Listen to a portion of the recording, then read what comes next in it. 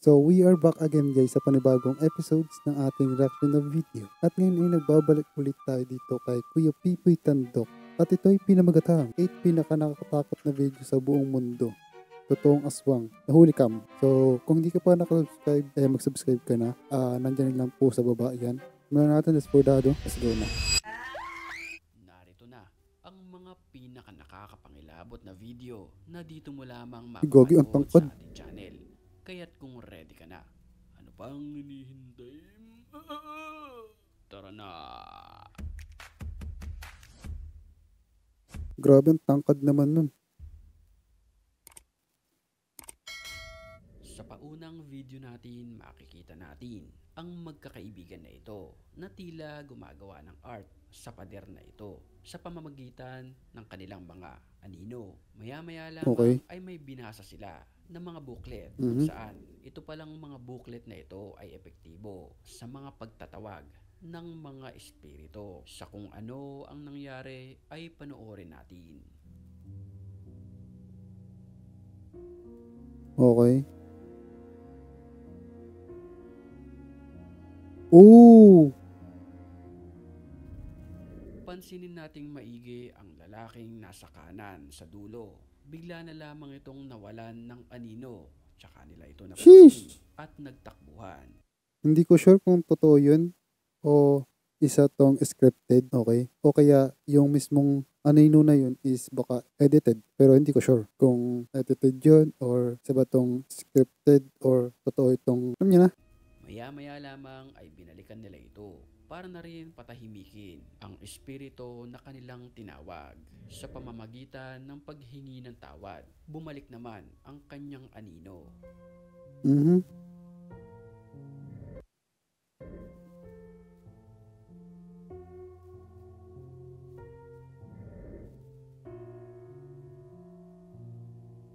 Nangyari.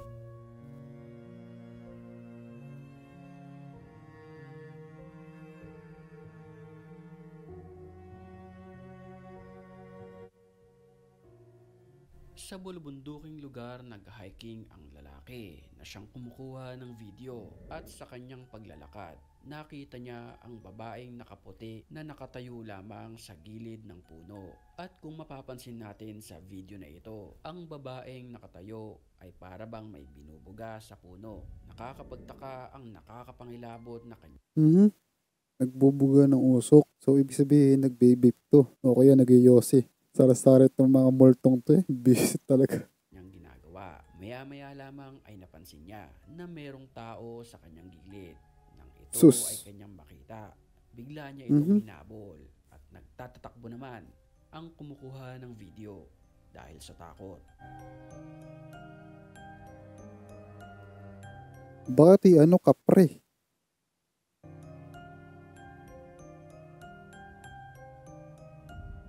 Saan ka ba nakakita ng multong ano ganyan?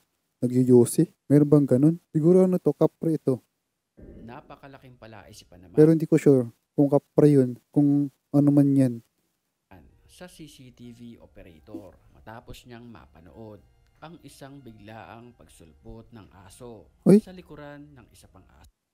Ang isang biglaang sa CCTV operator matapos niyang mapanood ang isang biglaang pagsulpot ng aso sa likuran ng isa pang aso. Mapapaisip ka talaga sa video na ito. Panoorin natin at wag na wag kang kukurap.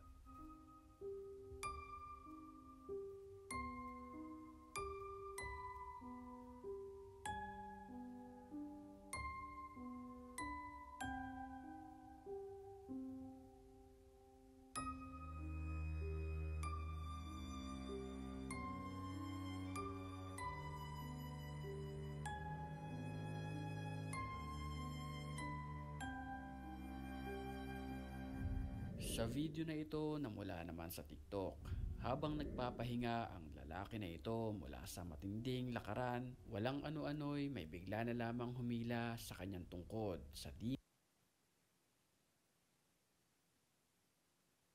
malamang dahilan. Sa mga pagkakataong iyon, dalawa lamang sila ng cameraman. Kaya't walang sino mang pwede ang manloko o mantrip sa kanilang dalawa. Mapapansin natin sa video na habang inaabot ng lalaki ang kanyang tungkod, ay paunti-unti naman itong lumalayo sa kanya.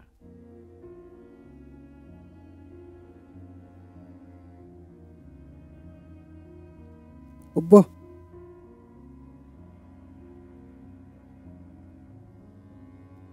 So, feeling ko, wala naman ta siguro na, siguro nakikitang tali. Hindi ko sure kung totoo yan. Isa siyang scripted.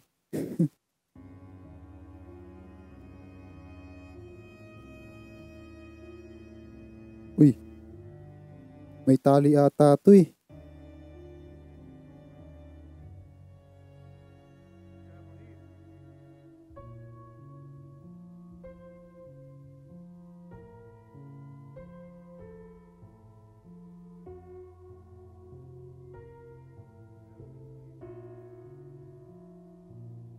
Sa mga oras na iyon ay napadasal na lamang siya para mapaalis ang espiritu at ang pinaka nakakapangilabot na pangyayari ay panoorin natin.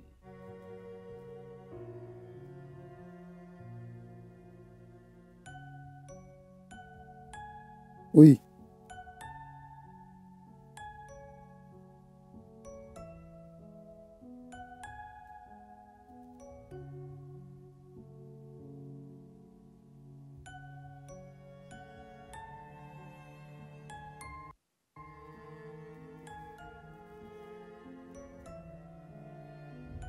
Sa CCTV footage naman ito nakunan ang pagdaan ng isang white lady sa bintana.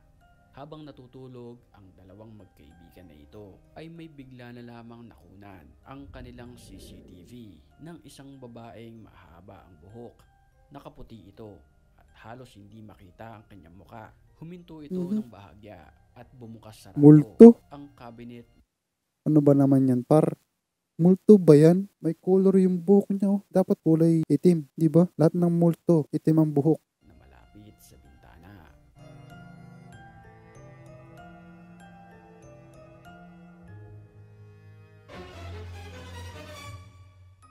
Halos ilang Paano naging yun? Multo yun? May color ang buhok.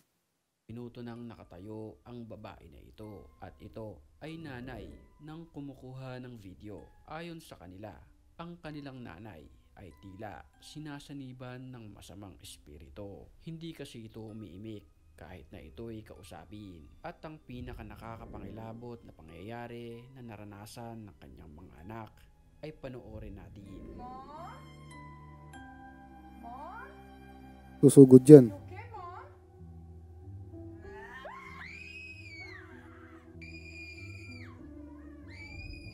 Bigla na lamang ng habol ang kanyang nanay at sa kasalukuyan ay Maigi na lang na andun sila lahat. nagpapagaling pa rin ito.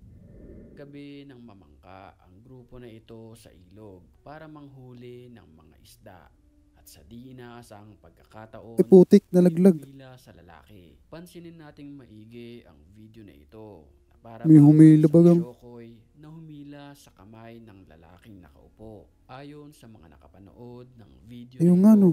malabo ito na maging buhaya. Tao, pwede pa. Kung ikaw ang tatanungin, anong nilalang ito na humila sa lalaki?